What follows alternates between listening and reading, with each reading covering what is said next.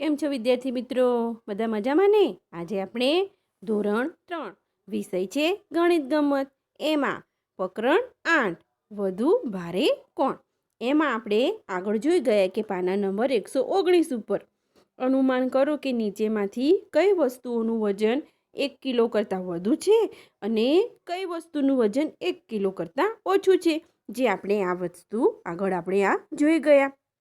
હવે એના પછી પ્રશ્ન 4 જોઈએ કે નીચેનામાંથી કયું વધારે ભારે છે તે શોધવા ત્રાજવાનો ઉપયોગ કરવાનો છે. તો વિદ્યાર્થી મિત્રો અહીંયા દેખો તે એક ત્રાજુ બતાવ્યું છે, એક બોટલ છે અને એક બાજુ એક પલ્લામાં દડો છે. તો જોઈએ કે પહેલો પાણીની એક બોટલ એટલે કે સીસી કે ક્રિકેટનો દડો. હવે આમાંથી પાણીની બોટલ ભારે છે કે ક્રિકેટનો દડો ભારે છે એ જોવાનું છે. તો વિદ્યાર્થી મિત્રો આપણે અહીંયા દેખાય છે ત્રાજવામાં કે બોટલ શું છે?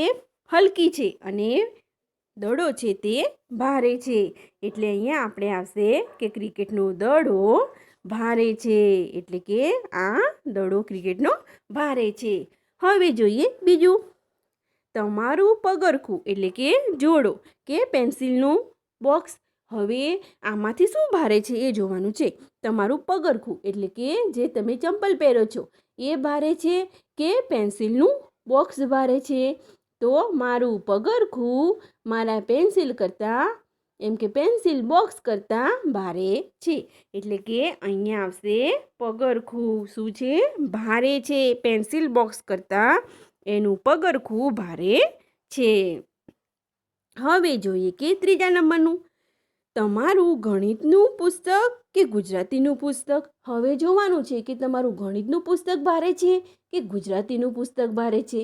તો તમારે લખવાનું કે મારું ગણિતનું પુસ્તક ગુજરાતીના પુસ્તક કરતાં ભારે છે. તો કયું પુસ્તક ભારે છે? ગણિતનું પુસ્તક ભારે છે ગુજરાતી કરતાં.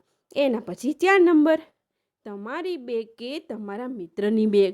હવે તમારી બેગ કે તમારા મિત્રની સ્કૂલ બેગ, એમાંથી કયું ભારે છે બેગ? તો મારા મિત્રની સ્કૂલ બેગ મારી સ્કૂલ બેગ કરતાં ભારે છે. કોના? મારા મિત્રની જે સ્કૂલ બેગ છે એ મારી સ્કૂલ બેગ કરતાં ભારે છે. એટલે કે મારા મિત્રની સ્કૂલ બેગ ભારે છે. એના પછી આપણે જોઈએ કે 5મો, 1 કિલોગ્રામ ભીની માટી અથવા રેતી લો. હવે 1 કિલોગ્રામ તમારે ભીની માટી અથવા તો રેતી લેવાની છે, પલળેલી. 2 થેલીઓમાં તેમના સરખા ભાગ કરવાના રહેશે. એટલે કે 2 થેલીમાં સરખા ભાગ કરો અને બંને થેલીઓનું સરખું વજન છે કે નહીં તેની ખાતરી કરવા ત્રાજવાનો ઉપયોગ કરો. દેખો વિદ્યાર્થી મિત્રો, અહીંયા તમને દેખાય છે કે એક છોકરી છે જે વજન કાંટું લઈને 2 બાજુ ભીની માટી છે 1 કિલોગ્રામમાં બંને ભીની માટી ભરેલી છે. હવે ભીની માટીની દરેક થેલી એ તમારું 1/2 કિલોગ્રામ વજન છે. તમારી આજુબાજુ બીજી વસ્તુઓનું માપ તેનો ઉપયોગ કરવાનો છે. યાદી. હવે જોઈએ કે 1/2 કિલોગ્રામથી ઓછા વજનવાળી વસ્તુઓ.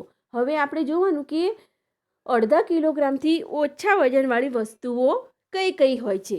તો વિદ્યાર્થી મિત્રો આપણે જોઈએ આમાં પહેલાં કે 1/2 કિલોગ્રામથી ઓછી વજનવાળી વસ્તુઓ.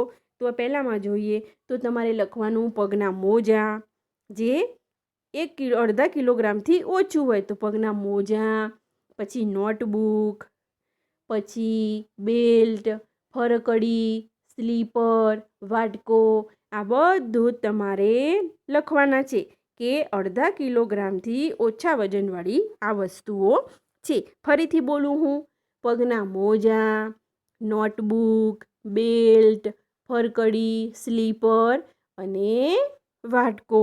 આ 1/2 કિલોગ્રામથી ઓછી વજનવાળી વસ્તુઓ છે. હવે જોઈએ કે 2 નંબર, 1/2 કિલોગ્રામથી વધારે વજનવાળી વસ્તુઓ. હવે 1/2 કિલોગ્રામથી જે વધારે વજનવાળી વસ્તુ હોય એના નામ લખવાના. તો બેટ, જે તમે રમો છો બેટ, પછી રિમોટવાળી કાર, પછી લાકડાની ખુરશી, પછી તકિયો આવશે, પછી પાણી ભરેલી વોટર બેગ, પછી ટીવી, પંખો. આ બધું 1/2 કિલોગ્રામથી વધારે વજનવાળી વસ્તુઓ છે. તો હવે જોઈએ આપણે આગળ પાના નંબર 121 ઉપર. હવે વજનિયા અને ત્રાજવા. તો તમારી સૌથી નજીક ભંગાર વેચનારો વેપારીની શાકભાજીની દુકાન અને કરિયાણાની દુકાનની મુલાકાત લેવાની છે. નાનો વાસ કરો એટલે કે દુકાનની મુલાકાત લેવાની. તેઓ વાપરે છે તે વજનિયા તરફ ધ્યાન આપવાનું છે. તમારે શોધી નાખવાના છે કે જે વાપરે છે વજનિયા એ. તો પહેલું, કોણ સૌથી મોટા વજનને વાપરે છે? તો કોણ સૌથી વધારે વજન વાપરે? તો વેપારની દુકાન કે શાકભાજીની દુકાન કે કરિયાણાની દુકાન ભંગારવાળાની? તો વિદ્યાર્થી મિત્રો, તો તમારે અને કોણ સૌથી નાના વજનિયા વાપરે છે એમાંથી તમારે શોધવાના છે. તો વિદ્યાર્થી મિત્રો, ભંગાર વેચનાર વેપારી સૌથી મોટા વજનિયા વાપરે છે. કોણ? જે ભંગાર હોય ને ભંગાર, હા, જે ભંગારમાં કરતો હોય, જે ભંગાર વેચનારો તે સૌથી મોટા વજનિયા વાપરે છે. પછી જ્યારે શાકભાજીવાળો છે એ નાના વજનિયા વાપરે છે. આ તમારે કરવાનું રહેશે. હવે વિદ્યાર્થી મિત્રો, અહીંયા જો આમાં તમને વજનિયાના બતાવેલા છે. આ વજનિયા વિદ્યાર્થી મિત્રો તમે ચિત્રમાં જોઈ રહ્યા છો કે ચિત્રમાં તમને એક બોટલ છે. કઈ બોટલ છે?